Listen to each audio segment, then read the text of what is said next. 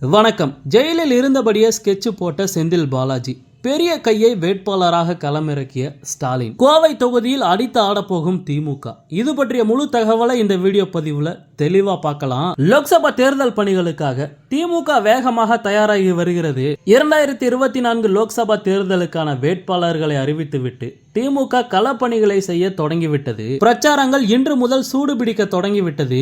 இந்த நிலையில் இந்த லோக்சபா தேர்தலில் கொங்கு மண்டலத்தில் செந்தில் பாலாஜி இல்லாத சூழல் நிலவுகிறது.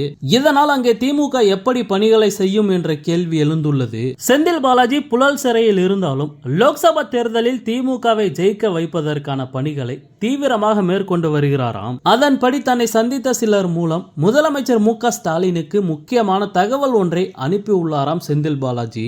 அதில் இந்த முறை கோவை தொகுதியை கூட்டணி கட்சியிடம் கொடுக்க வேண்டாம், திமுகவே கோவையில் களமிறங்கட்டும், அப்போதுதான் நாம் ஜெயிக்க முடியும். தேர்தல் பணிகளை எனக்கு நெருக்கமானவர்கள் பார்த்து கொள்வார்கள். அது மட்டுமில்லாமல் திமுகவில் சரியாக இருக்கும் சிலரின் பெயர்களை குறிப்பிட்டு செந்தில் பாலாஜி தலைமைக்கு தகவல் அனுப்பியுள்ளாராம். கொங்கு அரசியலை கரைத்து குடித்தவர் என்பதால் செந்தில் பாலாஜி சொன்னபடி கோவையில் இந்த முறை கூட்டணி கட்சியை களமிறக்காமல் திமுகவே வேட்பாளரை களமிறக்கி உள்ளது.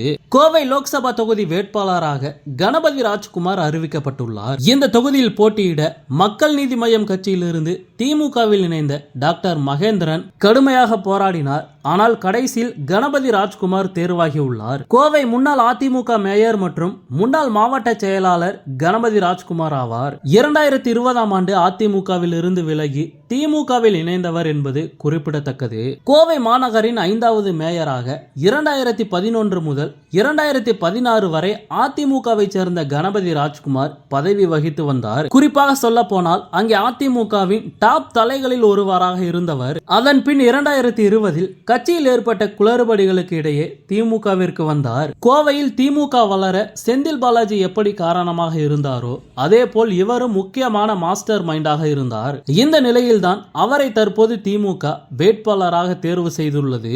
செந்தில் பாலாஜியின் பரிந்துரையின் பேரில்தான் இவர் தற்போது வேட்பாளராக தேர்வு செய்யப்பட்டுள்ளார் என்று கூறப்படுகிறது.